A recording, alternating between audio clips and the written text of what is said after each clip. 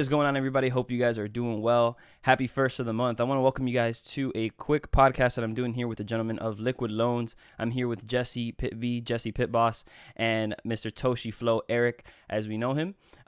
Great gentleman involved with this awesome project that we've been doing some research on. As you guys remember the last video, I gave you guys some details on, Liquid Loans, what it was, and we read over the white paper briefly. But after, actually getting involved with that a little bit deeper, we got in touch with Jesse. He reached out to me. We were able to secure an interview with him and Toshi, and actually clear up a lot of the things that we spoke about in that video. So today we're going to get a really nice in-depth clarification of Liquid Loans with experts, people who built it, and you guys are going to be able to learn a lot more than just, me sitting there and reading the white paper. So I'm really excited about this for you guys. And without further ado, I want to welcome Jesse and Eric. What's going on, gentlemen?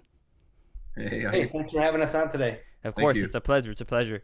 More than anything, I definitely want to, get this thing started with the right question. And as we've been talking before we got on here, but the real question here is, before we get into Liquid Loans, is how did you guys, get involved in the Pulse Chain world? Like, what came first? Was it Hex? Was it Pulse Chain? Jesse, I want to pass this one on to you, man. Tell me a little bit about how you got involved with this journey. Yeah, so much like a lot of people, I started my crypto experience the wrong way, trading, thinking that I could sell the tops and buy the bottoms. And while sometimes that works, more often than not, it doesn't, right? I actually stumbled across some Richard Hart videos mid to late last year and found Hex. Was pretty impressed that it was completely immutable. No admin keys. It was just code that ran, and it was a blockchain CD. I said, this is pretty impressive. Let me buy some of this. So I bought some at less than a penny, and I've never looked back. I bought Hex ever since. Of course, staking is the best way to hold your Hex. Agreed. And much to my surprise and everybody's delightment, Richard announced he was going to build a blockchain. And what struck me is, first off, the Hex community is the most helpful community in all of crypto that I've found. Extremely. I can agree with that. I can definitely attest to that. So you go into the Telegram pages and you have people trying to help you with wallets. You have people educating you the problems that are out there in the crypto world, whether it's Scamwix or this exchange has this problem, or here's how you on-ramp, here's how you off-ramp through this method or that method. And just a community of people who just want to help each other and help new people also, so new people can make good financial decisions in the crypto world. Definitely. And Jesse, I want to ask you a question, brother, not to cut you off, but when you got involved with Hex, right? Of course, Richard announces Pulse Chain. How far along did it come till you actually linked up with Eric, Toshi, and the other gentlemen in the team? How did that come about? Yeah, pretty much right away, because I found myself jumping on the same bandwagon, helping people right at the beginning of Pulse Chain, right when the Telegram opened. I was there, Toshi was there. There are lots and lots of community members, so we all became friends essentially. And some people wrote frequently asked questions, others created links so you could post them in the Telegram so people could easily find different videos, the things they were looking for. And we basically built a community together that's hundreds strong now of people that are helpers of the Pulse Chain onboarding process, basically. But out of that, there's many smart people. There's business owners, there's bankers, there's some developers, coders, and we put our heads together and we said, wait a minute, Pulse Chain, we don't want it to launch empty. What can we do to make sure that this thing is successful, right? Richard is doing his part. He's bringing us all the necessary tools for the blockchain to be bare bones and be successful. And of course, Hex is going to be there. But what about everything else, right? We want mass adoption. The same community that we have in Hex, we want the masses to experience that same community, Of course, and right? you know So what, the beautiful thing about that is the fact that it was as organic as it can be, right? You meet up with people because you all have a common interest, and then something as great as Liquid Loans comes out, and comes out of it, and that's exciting, man. And honestly speaking, you know, when I saw it myself, I almost couldn't believe it. It was kind of like, you know, one of those things you can't believe, because it was like, how quickly did this happen? Like, you know, we've heard Pulse Chain was coming out. We knew people were going to work on it, but there was really no evidence of that, right? And I had faith, right?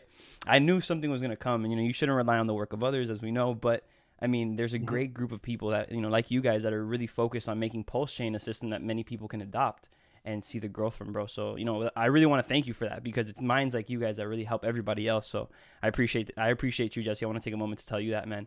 And Eric, you know, same question to you, bro. I want to ask you, man, when did you get involved? What came first? Was it Hex? Was it Pulse Chain? Oh, Eric, yeah, I think we can't hear you. Sorry about There that. you Yeah, go. yeah. So for me, definitely it was Hex. You know, it's funny the way I when I decided to pull the trigger, I was actually in the process of moving, geez, halfway across the country, and um, I had stopped. I was at a hotel, and I just started doing a bunch of research. I started looking at Richard Hart and like looking at this, and I was like, okay, who is this guy? Like, I just thought he was really cool. I was really taken back because just listening to him speak, I'm like, wow, this guy just doesn't. There's no filter. He just says whatever you can tell it's real what he's saying, and you know, I did some research, and so many people were like, oh, this is a scam. You know, Yeah, I look at think this. everybody was saying that. There was not one other person. Well, there was Yeah, definitely other people saying otherwise, but yeah, I it feel was you. a scam all over, and I'm like, okay, let me do my own research because I just take that for with a grain of salt. So I did some more research, and you know what, I liked the guy. I thought I liked what he was talking about. Um, and I just ignored that. And I was at a hotel. I was sitting there one night, and I was like, and I was in the midst of traveling, and I just said, I'm doing this, I'm getting in. And so I bought Hex at a penny. Awesome. It just went up, man. Yeah, Congratulations. yeah, it was awesome. And yeah, so definitely Hex. And then I actually met Jesse through, you know, my cousin had brought me into a group that Jesse had started, and you know, I was just excited about Hex. I wanted to get in on Pulse Chain, and you know, the sacrifice phase, and I joined the group with Jesse. It was cool because there was just like this amazing group of people, all really smart, um, and we just basically everybody was helping everybody, and it was amazing, man. So just like we just met so many cool people in there. Jesse really assembled, um, that was really cool to be a part of during that time because it was just, you know, we rode the wave. Everybody had so many ideas on helping people.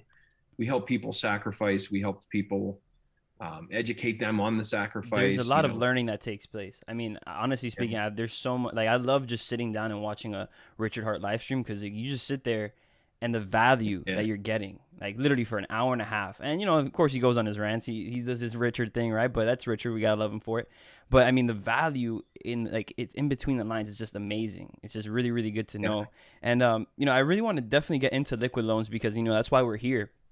I wanted to ask you a really important question, Eric. Why collateralized loans? You know, if you're brand new into the crypto space, or maybe you're an expert in the crypto space, you know, why would you want to leverage a collateralized loan in crypto, right? How does that make sense for a brand new user, for a user who's been involved in crypto for the past couple of years? Yeah, man. I mean, look, I always go back, and I always tell people I go back to 2016. So that's when I first got into crypto, and that's when I can say today my biggest regret in crypto was selling my crypto. Yeah. And I sold my, you know, when Bitcoin rose up, we never seen, you know, 10,000 a coin, and Ethereum, we never saw this. When all that happened, um, you know, I sold my tokens, unfortunately, at that time. Wish I wouldn't have did it. It's the biggest regret I ever had. But if this type of program where I could have collateralized my coins and taken a loan, I would have done that. Definitely 100% would have done that. So looking back, I just see so much value in being able to lock up and collateralize your tokens, especially in a with a blockchain like Pulse Chain that's starting at zero. I mean, we're starting at, you know, before there's even price discovery. Of course. And so to be To clear, this is to collateralize Pulse token, right? Like the actual Pulse chain token. yeah. Got it. So first thing I think in my mind is like, oh man, I mean, look, I'm here this is earlier than the inception of Bitcoin, earlier than the inception of Ethereum, because we're starting before there's price discovery. So the last thing I'm ever going to do again is So you're talking. sell my coins when you see something that hasn't been seen before, because I think Pulse, I'm very bullish on Pulse. I think it's going to do very well. And I think that people are going to they're going to see their wallet and they're going to be like, oh God, like they're going to be thinking about selling their tokens or taking some profits. I like that we have a tool that everybody can use without having to sell their tokens. And we just want to teach people how to do it correctly. That's Awesome. the main thing. Why we have the Telegram, because we want to teach. Yeah, let's actually talk about that. So for those of you who want to get in the Telegram chat and you want to join the community, you guys can join t.me/liquid loans. It's just like that, t.me/liquid loans. I recommend you join there so you guys can get all the updates you need, learn, stay up to date. We will be talking about the white paper in this episode. So what I want you guys to do is, not just take what's on there for word, because it is a working document, right? That document is still being worked on. You guys are still adding to it. And so, of course, the app is going to be, the Telegram channel is going to be the best place to get that information. So just make sure you guys are on there. So with that being said, right? So you mentioned collateralized loans, right? Not selling your cryptocurrency. Now, I've been in crypto since 2017, right? And I've sold currency. I know that liquid loans, this collateralized system is first in Pulse chain, right? It's the first Pulse chain liquid collateralization system that we've seen, right? But it's not the first in the industry, right? This is something that's been around before. So it's not like you guys are inventing a brand new wheel. You guys are, working on a project and actually making it better. And as we know, right, MySpace wasn't around for long, but Facebook came around and dominated. The first isn't always the best, right? And so Liquid Loans is coming around, and you guys are changing the game and how this whole system is built. I want to ask you really quickly, man, like, how does this work? And in as simple terms as you can, how does this work? Well, I'd like to respond. You said that there's other lending protocols, right? This certainly is not the first. There's dozens of them. This will absolutely stand out from all the rest. I can assure you that. One of the biggest problems in cryptocurrency is this thing called counterparty risk. Okay. Which somebody else controls the fate of your money, right? Somebody else either has the keys or they have some sort of reserve fund. And if they fail, then you fail with them. Okay. This has absolutely no counterparty. You are your own counterparty. There's other borrowing protocols that use the fee structure to try and stabilize the price of a stable coin. There's some that use inflation and deflationary mechanisms that constantly just inflate and deflate just to try and keep stable coins stable. There's some that use the native token of the project as the only thing that you can collateralize. And that in and of itself is extremely speculative and causes for extreme volatility and ends up getting people, liquidated much faster than they need to be. Some have this system called, let me back up. Some will liquidate when a liquidation needs to occur and take your collateral, send it straight to Uniswap through a bot and sell down the price. Platforms that do that cause this thing called cascading liquidations, because when you sell an asset, the price drops. You sell it again, the price drops again, right? So then every borrower after you who is close to you starts getting liquidated, and it starts compounding the problem of liquidations. Yeah. This protocol does not do that at all. There's no auctions, there's no sale. There certainly are liquidations that can occur in this protocol, but there's no sell that ever happens. So those same issues aren't there. Got you. There's no admin keys. We don't have any admin keys. Yeah, I actually want to talk to you about that. Coins. So it's different, right? So 0% interest rate, DeFi liquidity is very different. So it's not comparable to these other systems. And I think it's very great what you guys are doing, right? You're removing a lot of, the unnecessary things, making the program more efficient. I want to talk about the loan. Actually, I'm sorry. I want to talk about the immutability, the non-custodial, no admin keys, Yeah. and the governance free, because this is really important. It shows some similarities to like how Hex is built, right? These are some really important things to have in a protocol, right? If there's admin keys in your coins that you're holding, be careful, right? We know that, but why is this so important, right? I want you to kind of just talk to us a little bit about this and tell us why it's important to have something that's immutable, non-custodial, not have admin keys and governance free. Well, the last thing you want is for a developer, somebody who's working on the code, to simply go in and alter the code at a whim, just because they feel that it needs to be altered.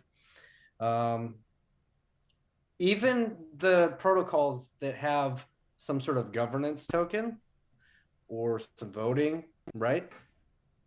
Who has all those voting rights? Normally, it's a small group of wallet holders, right? Yep. It's not the masses. Your vote usually means absolutely nothing, and it's simply a small group of people that get the vote. So they change the code and you have nothing to do with it, right? That's not fair, that's not right, and that's how people get wrecked. But then there's also the admin key problem. If your coins are literally sitting in somebody else's wallet, even if that's a gnosis safe or a multi-signature where it takes a couple people, you hope more than one person, who literally go in there and they have access to the coins. Because almost every single day in cryptocurrency, there's money that disappears. It happens off exchanges. It happens off DeFi platforms that they have keys for, where, oops, somebody and what's the excuse every time? Oops, sorry, we must have got phished or we got hacked. The money's gone. Sorry. We'll send you a free airdrop to try and make up for it in the future. We've seen that and usually I would venture to say that it's usually BS every single time, that it was a greedy developer that literally went in there and just stole the money. It's absolutely ridiculous. Don't ever put your money in a protocol where somebody else has control of the code or has control of the crypto itself. Don't do it. So to ask you this, right? Like, I want to ask you this question. So the project at its launch is going to be completely done. There's no changes that need to be made to it. Is going to be 100% finished, or is how does the project working? Yeah, 100% finished. So the code is actually sitting on Ethereum chain right now. It's also sitting on Avalanche, on Polygon chain right now, and Avalanche chain, and it's completely done. Right? We've taken that code and we're planting it right on Pulse chain, completely done, and the audits will be there before anybody uses the protocol. That's awesome. I love that. And you see, once again, guys, if you look at the similarities once again between Hex, right? Hex is completely built automatic. Like, there's no changes that need to be made, right? And you look at something like this project where nothing needs to be changed. What you see is what you get. There's no changes in the next couple months. That's good to know, guys. I really appreciate that. And so let's talk a little bit about the 110% collateral ratio, right? Because, for the most part, like we were saying, you can draw comparisons to, things like Celsius, BlockFi, and whatnot. However, the 110% collateral ratio is something that changes the dynamic of what we're talking about here, right? Because that's not something you see in your traditional collateralization companies, right? How are you guys able to achieve something like this, 110% collateral?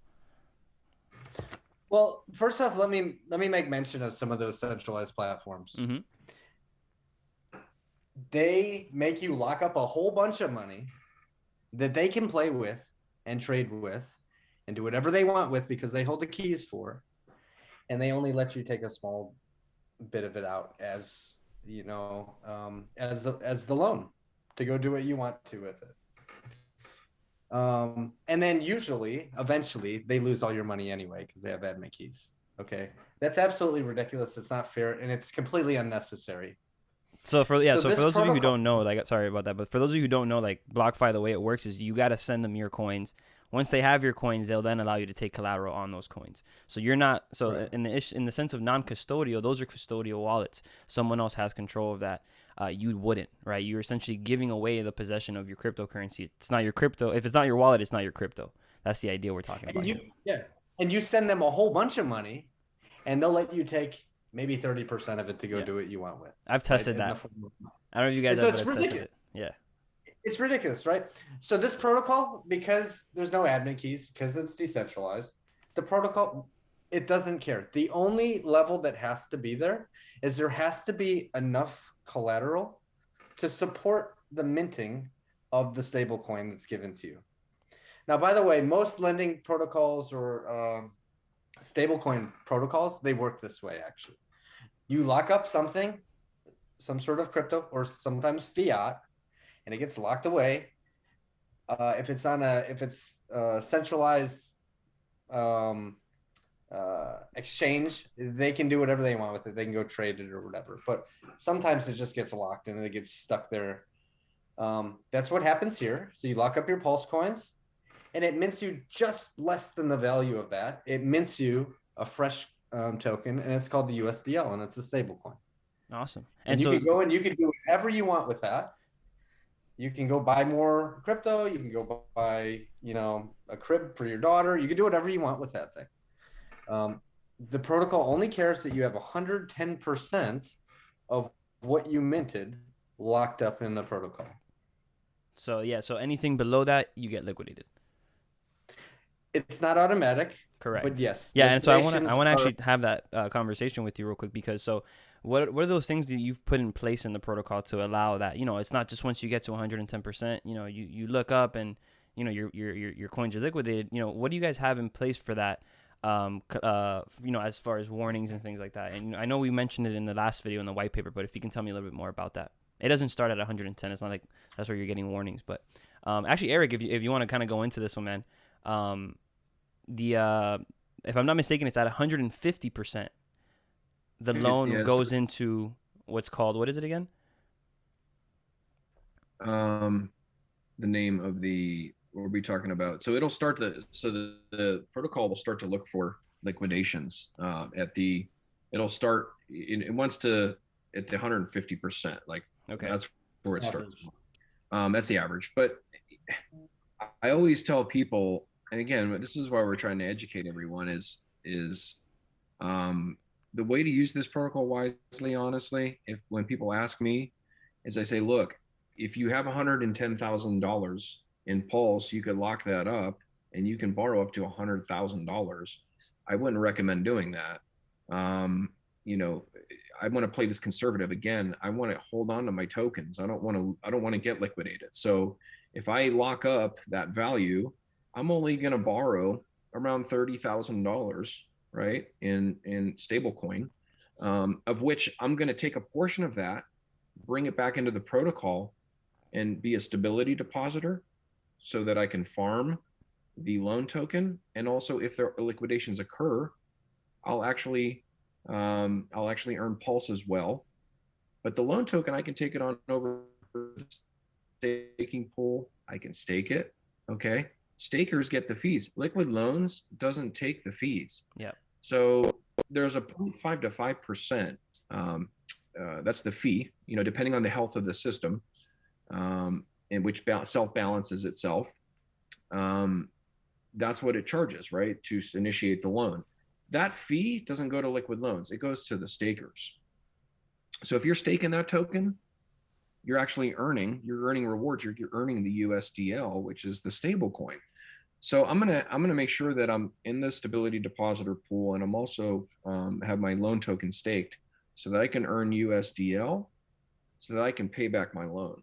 So the way I'm looking at it is to be very conservative, over collateralize myself, be a stability depositor, so that I can farm the loan token, and then I can take that loan token and stake it and use that reward to go pay my loan back over time.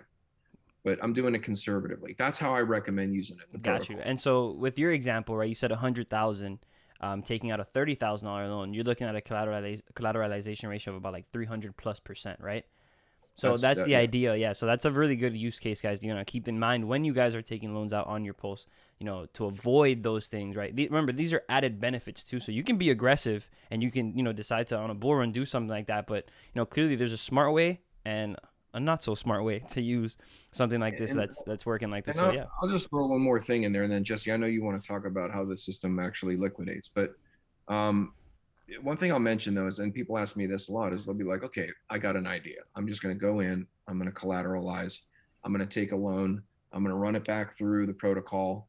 I'm going to lock up my more tokens. I'm going to take a loan, basically run a loop in the protocol, right, to just earn more lock up more Pulse. The only problem with that is you're going to end up with just some stable coin, a few stable coin. And if you get liquidated, you're done. It's not good. It's a bad position to be in.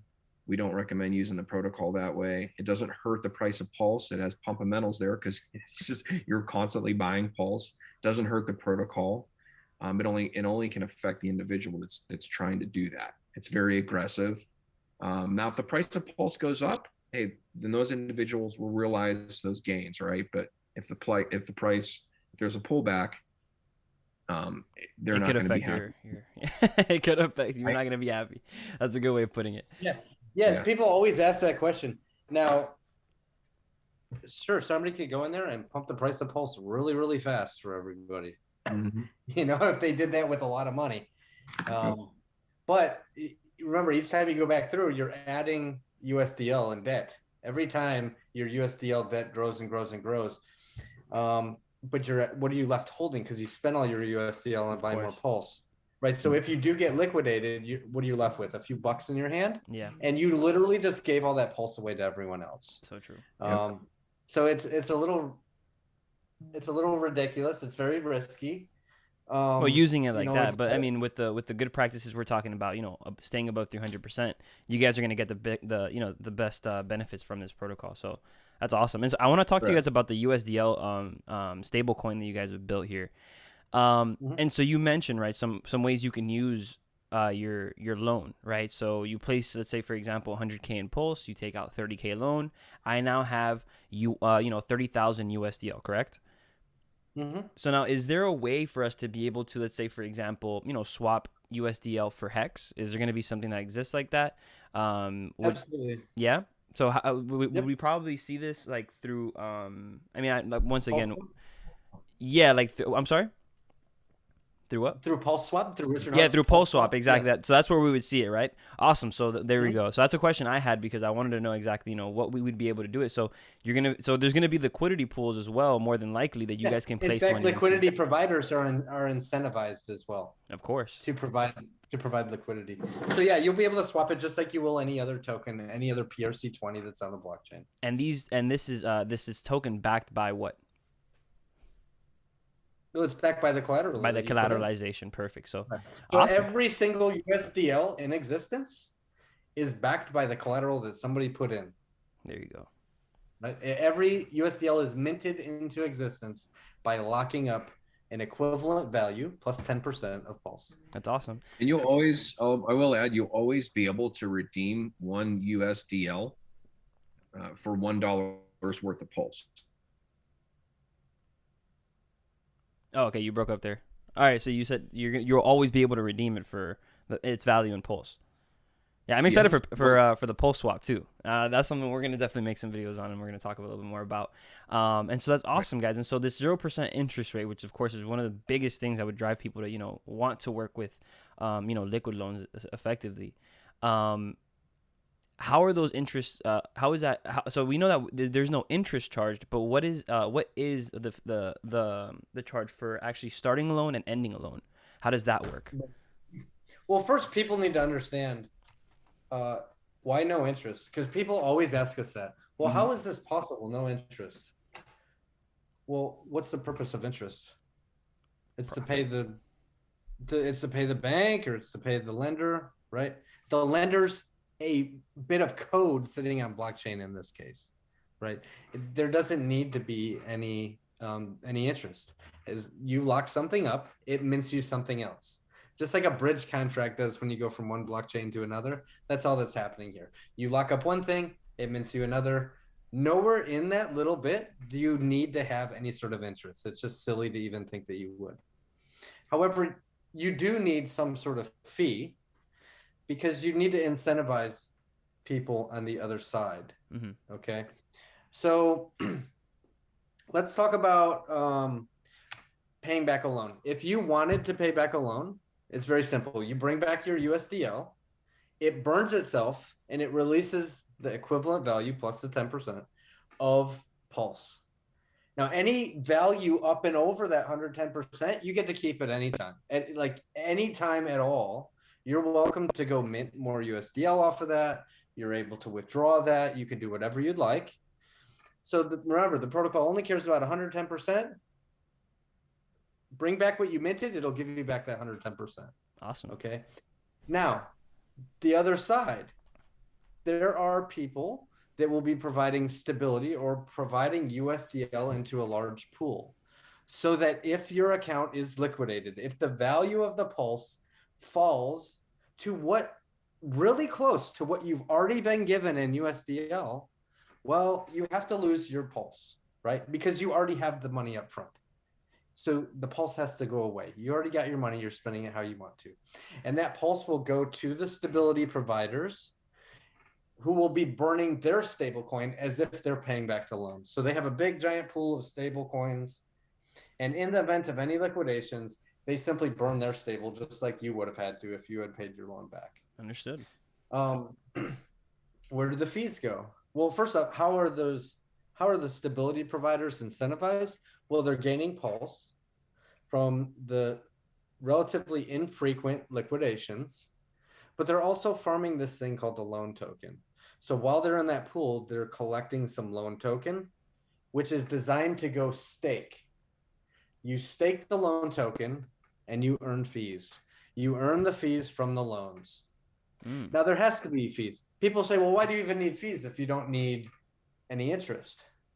Well, the fees actually fluctuate a little bit, between 0.5 and 5%, kind of based on the health of the system, to incentivize or detract people from taking new loans at the opportune or inopportune times, to keep the system as healthy as possible. So it uses a fee structure to kind of do that. But those fees go straight to the stakers of the loan token. Got it. And so this loan token, right?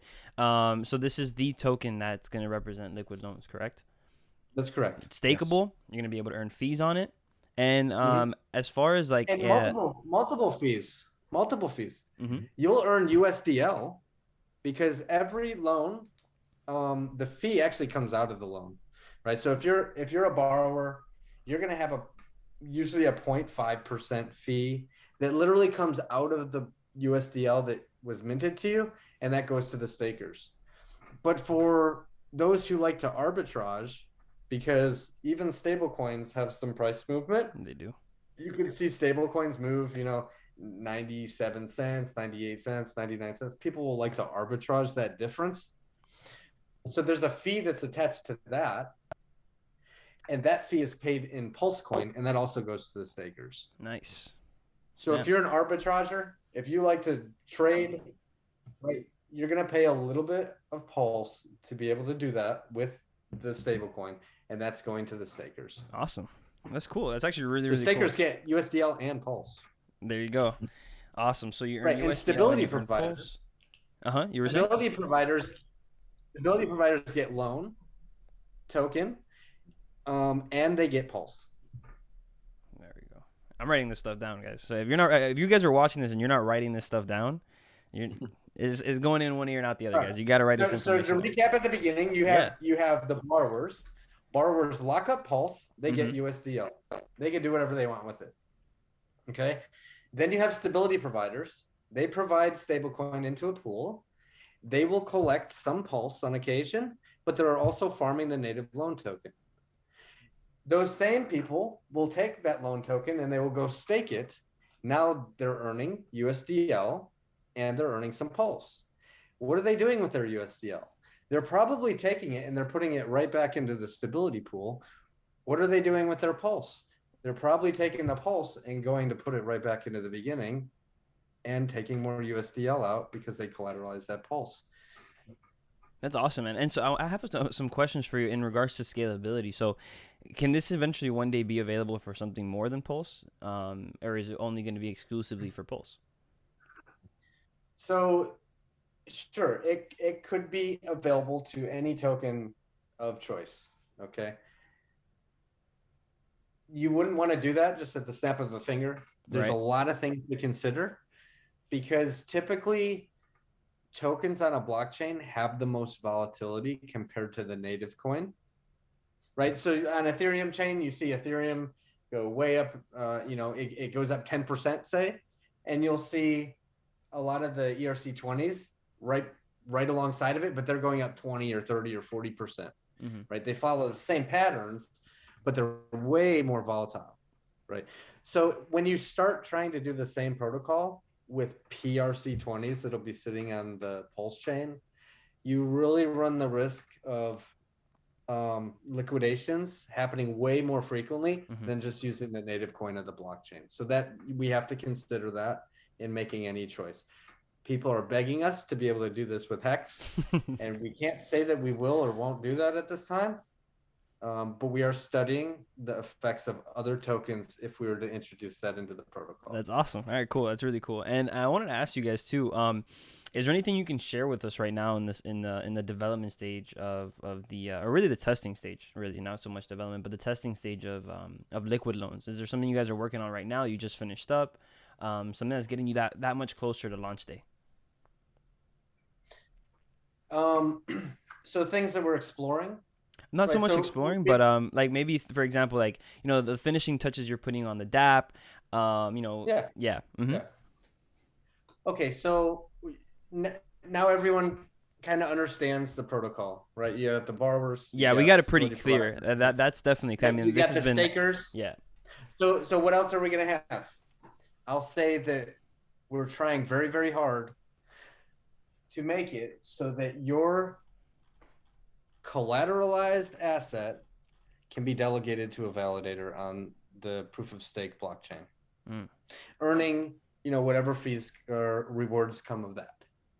So imagine if you'd like to take a loan, but while you're taking a loan, your collateralized asset is earning more pulse while it's sitting there. All right. So we were working on that. We're working really hard. It is looking promising. It's looking promising, but no promises. Got it. Okay.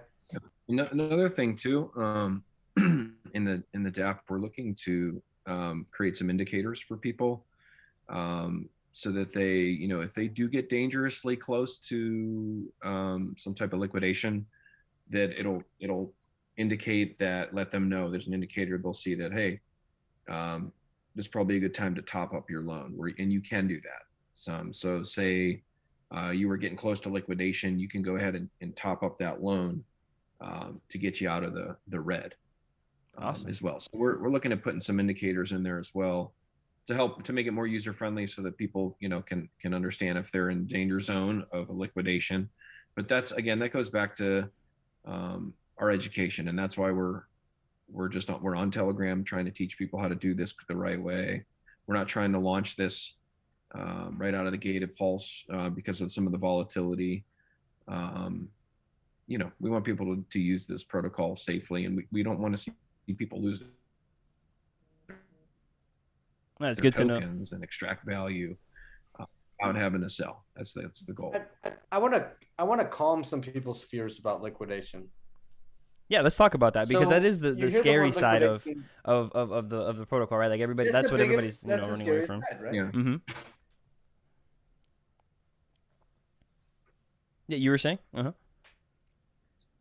All right. So on an exchange where you can leverage trade, you put in a little bit of money, they give you a lot of money, and if the price moves against you even just a little bit, you lose your money. You have nothing to show for it. You lost everything that you put into the protocol because you leveraged your position. You started with a little, they gave you a lot. If the price moves against you, you lose your little bit. Mm-hmm. Okay. This is different. And this is a different kind of liquidation. You put in a lot, you get a lot, minus a little bit, minus 10%. You get all of the money up front. You get all of the USDL on the front end. And guess what? If the price moves against you, no matter what your collateralization level started with, if the price of Pulse falls to such that you have your Pulse liquidated, you already got all your money up front. It was almost like a stop loss. You have your pile of USDL. You are welcome to, now you might have spent it. That was your choice. But you're welcome to go buy Pulse back. Maybe you'll get it back cheaper because the liquidation happened, right? This is very, very different than a liquidation on an exchange where you don't get your money up front. You got all of your money up front in this protocol. Right. So if the price is, for example, if the price you got liquidated and the price continued to drop, the price of Pulse, and you were holding that USDL, you could go and turn around and buy Pulse again, and basically buy the dip. So there probably will be some people that use the protocol to feel like an advanced. It's more of a trader strategy, I think, trying to use the protocol that way. Oh, But one second. You kind of broke up for a second. That you said there's some people using the protocol for what? In that manner, where it's almost like a trader, right? Got it, like a trading type of. Right.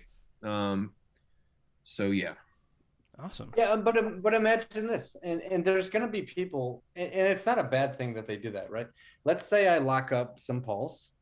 Let's say I lock up $10,000 worth of Pulse, or $100,000 worth of Pulse. I take a $10,000 loan, and then I just take that $10,000 and I go and I provide stability with it. Okay, it's sitting in the stability pool. I'm earning a little bit of Pulse. I'm earning a little bit of loan token.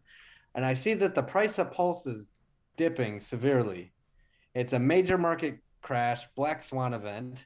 I have the option to go top up my loan, top up my collateral so that I don't lose it if it's liquidated, or I can just sit back and I can rest assured that if it hits that liquidation event, I already have my USDL sitting in the stability pool.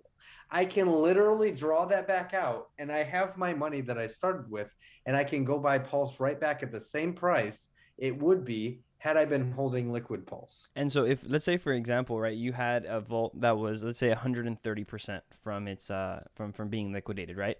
You're saying I would be able to add to that vault and, to be able to increase the CR. Mm-hmm. Awesome. Sure. So there you go. So there's some things that you can also do, and I'm sure you guys are doing. You're working on developing those notifications. Like how Eric mentioned in regards to you guys being able to know how those collateralization rates are going and keeping up with them, really, because it's like anything else, right? You're gonna have to keep up with it. But damn, this is really good stuff. I'm really excited because like once again, guys, we did this not just for you. I did it a little bit selfishly. It was for me too. I'm really excited about something like this. But to be able to share this with you guys and get this information as clearly as we're getting, it's awesome. And so let me ask you this question: if something happens to you guys, right? This thing launches, right? It goes well for the coming months, but something happens to one of you guys. Does this thing keep running? How does that work? Yeah, it's a mutable code. I mean, once this is launched on the chain, it's there forever. It resides there, and there's nothing we could do to take it back, or you could do. Like, it can't be turned off. So there's no centralized party that has to be there operating? Nope. There's not. There's not. Now, we're never telling, man. Now, the front end, yes, the front end, which actually you can run this protocol without the front end if you wanted to. If you go into the blockchain explorer, connect your wallet in, and type some things, sure, you can do it that way. But yeah, our front end can be upgradable, but that has no effect on any of the code, any of the back end code that makes all this work. And other people are welcome to build their own front ends if they wanted to. Got you. And I also have, so I've just seen like Hex, like with Hex, we see the same thing, right? Yes. We have apphex.win, we have go.hex.com. There's several, there's Staker app, there's several, but the back end code that makes Hex work, it can't be changed. And so I want to ask you guys this: do you think we'll see websites that, like for example, Hex.vision, right? We see how many people are holding loans, a very transparent system, that kind of showcases, how the users, how they're using the protocol. Do you think we'll see those as well? Oh, absolutely. Yeah, absolutely. We already have all the same people that built those same websites you're talking about, excited, ready to go, wanting to use this protocol. They're sitting in our Telegram right now. That's so amazing. I'm sure they'll be building these things. That's really good to know, guys. I mean, I'm honestly, once again, I'm really, really excited about the protocol, and Pulse Chain as a whole. I mean, it's changing people's lives. Like, it hasn't even come out yet, right? Like, there's the excitement, the anticipation for what's possible, and it's actually helping people see crypto in a different light. Because when you talk about things like Bitcoin and ETH, and that being maybe the first thing you might have been exposed to in cryptocurrency. And then being exposed to something like Pulse, right? Because we got involved, a couple of years ago. we saw, the burning of fees, mining crypto miners, selling off their Bitcoin, selling off their ETH, affecting and impacting price. When you got something like Pulse, something that, people are willing to hold, built better, right, more efficient, made for more than just, its use, but its impact on the environment even, right? Rich has gone really deep into it and how he's doing it. Seeing a program like this just really adds to that. And I mean, me personally, like, I'm definitely interested in doing something like this because, so I'll tell you from a personal experience, I've wanted to take a loan on my investments, right? But my question is where can I go? I don't have a place to do that. And so this being a avenue now, I mean, not only does it open up, once again, open us up to the idea of Pulse and the more efficient way that it works in comparison to ETH, right? It puts us in a position where, like, we can even then actually financially use our assets even more wiser than when we would, right? This personally, like, it's something that is going to change a lot of people's lives. Yeah, Guaranteed. we're never selling. We're never selling. Never selling, right? Let me explain a couple reasons why you would want to use this protocol.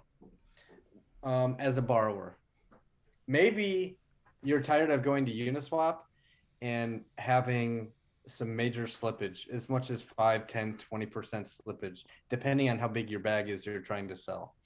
Maybe you're tired of going to Uniswap, and as soon as you sell, the way the slippage works, the slippage not only affects you, but it dumps the price for everybody else on your way out, right? Maybe you're tired of going to Uniswap and selling and having a taxable event that could eat as much as 40% of your bags as soon as you file your taxes. And your tax people say, oh, you sold? We want some of that. Okay. Yeah. Imagine losing 40 to 50% of your bags because you decided that you thought you needed to sell. And oh, by the way, when you sold and you did all that to yourself and the community as you dumped the price, the price bounced right back and it continued to go up and up and up right past you. And you looked at that token and you kick yourself every day because you're like, man, I wish I never would have sold. All right. It's a horrible situation. So instead, why would real estate guys say this all the time? It's crystal clear in the real estate industry, but it's also true for crypto. Why would you ever sell an appreciating asset? Yeah. Because it's just going to continue going up and up and up in price. Yes, It has its market volatility, but overall, 5 years from now, 10 years from now, it's going to be way more expensive than today. So why would you ever sell it? It's ridiculous. So this protocol allows you to avoid all of that and keep your crypto. It's so simple. Now, something else that go ahead, Eric. No, go ahead. So something else that I wanted to address. There's certainly going to be a lot of tokens out there that either have some limited use cases, like what are they even for? Meme coins, maybe they have their little niche, okay? But what you find is oftentimes you find these things called promise coins.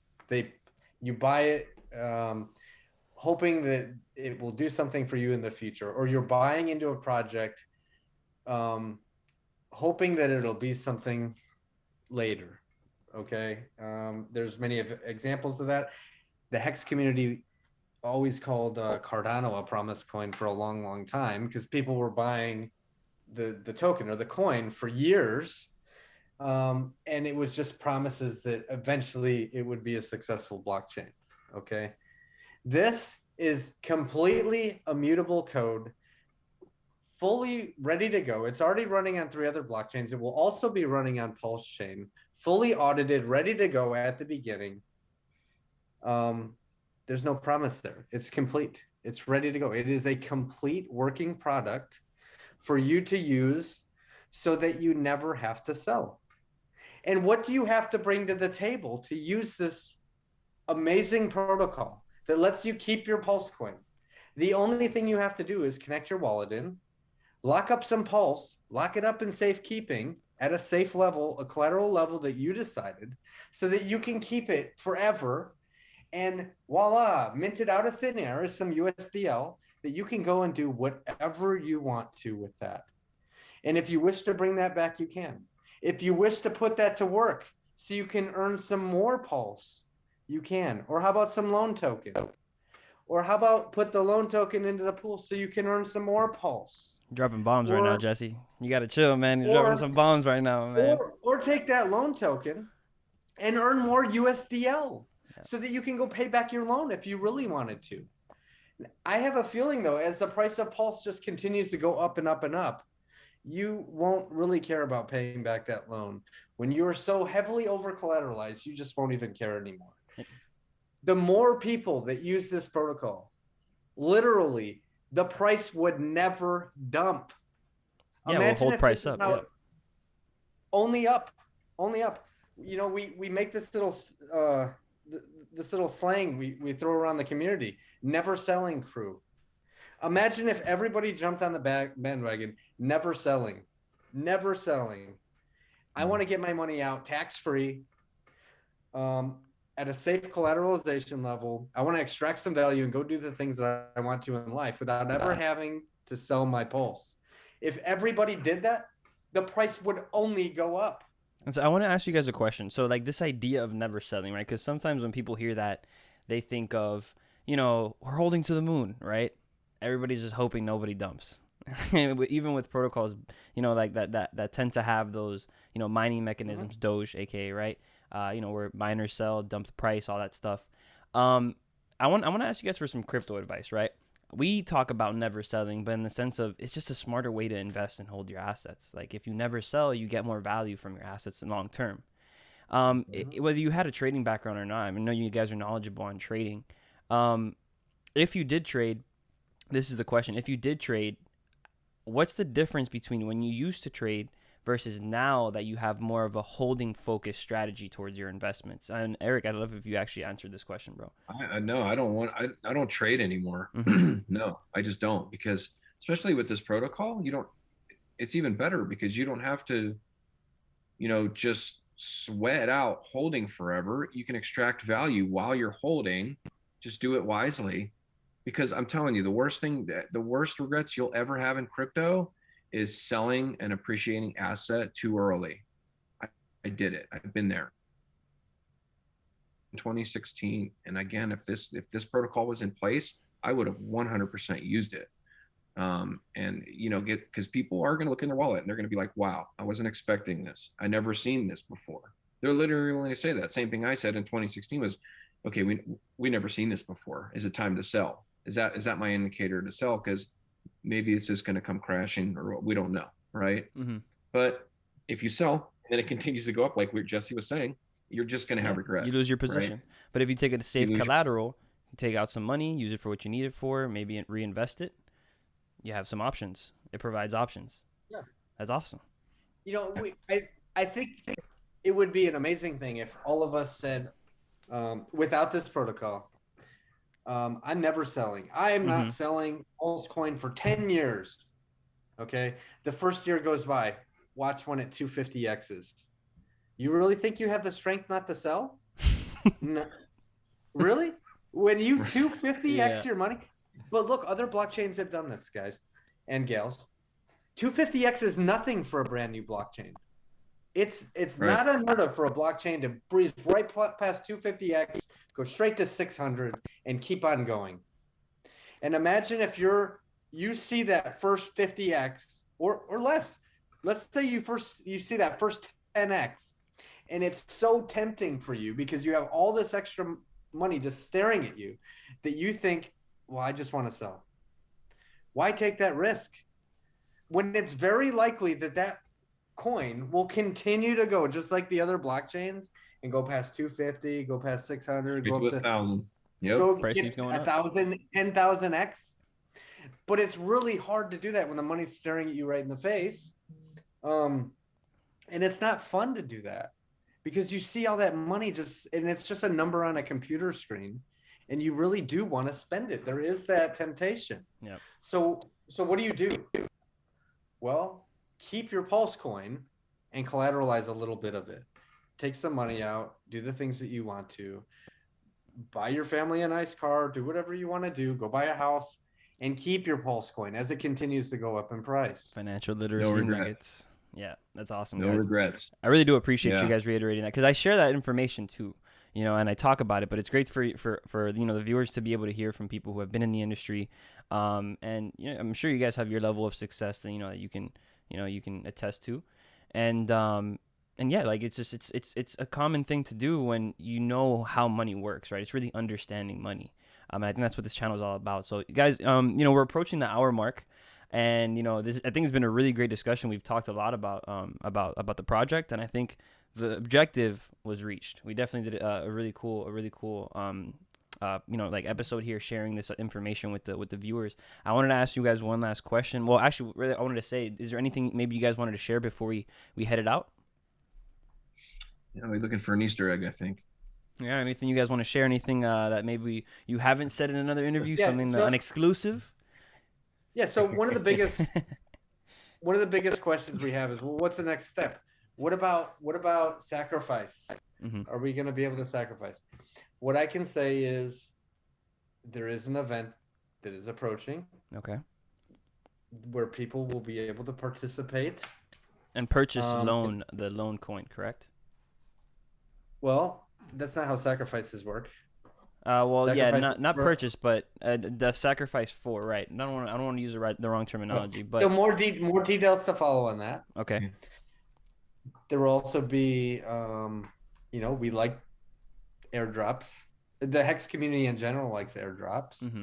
So some details about what those might look like will be here very soon in the coming weeks. Specifically in the chat. Specifically in our Telegram chat. Yeah. Yeah, you want to be in the Telegram. If you're not there already, that's where everything happens first. Those are the announcements. That's where all the announcements will be made first. So I recommend if you're not in the Telegram, get in there. We're over 3,000 members.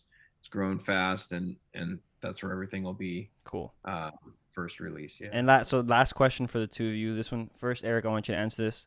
Kind of, I know off topic, but something I want to know about you guys. What's your longest stake? Hex stake. Longest stake. Let's see. I have I think I have a 5 years. My longest. I don't have anything 5 years? too crazy. I'm not a super long staker. Yeah. Okay. And how about you, Jesse? My longest is 5. Yeah.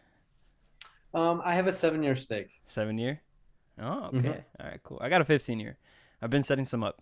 I've been getting some confidence. Now, I will say this though. My whole, I even have my kids in this thing, right? My kids and my family, and amongst us, we do have longer stakes than that even. Nice. But myself, no, 7 years. Yeah, no, I actually agree with you, bro. I tell people all the time, like I set up. I mean, like I said, I'm 23. I set up a stake for it's 2 kids, so 15. I don't know if I'm gonna have a kid 15 years from now. Hopefully, I do, but they're already set. And then we'll just restake when we get to that. So that when they're 18, maybe hopefully I could pay for the price of them, right? They're not too expensive. Right. Thinking ahead. So, yeah, great. Exactly. So yeah, guys, some good practices. Well, first, I want to end it off like this, guys. Jesse, Eric, I appreciate you guys so much for getting on and taking some time to be able to share some value and really just, give your piece of the pie here, of the Pulse Chain pie to the community. Once again, I hope this is not the last time that we see you. I hope we can, of course, discuss a little bit more, have you guys back on the channel, and share some updates as time goes on. But all in all, man, I do appreciate every single one of you. And I want to give a special shout out to Abra. Abra reached out. He's a developer with the Liquid Loans team. We cannot forget him. He's an integral part of this project. So if you guys want to go ahead and reach out to him, I believe his Instagram, his Twitter name is @Abra, right? At Abracadabra? How is it? I know Telegram is Abracadabra, yeah. Abracadabra. Well, I'll make sure to put it in the description. But all in all, appreciate every single one of you. Thank you guys for tuning in. Have a safe night. Happy first of the month. Take care, y'all. See you soon. Thanks for having us. Thank you.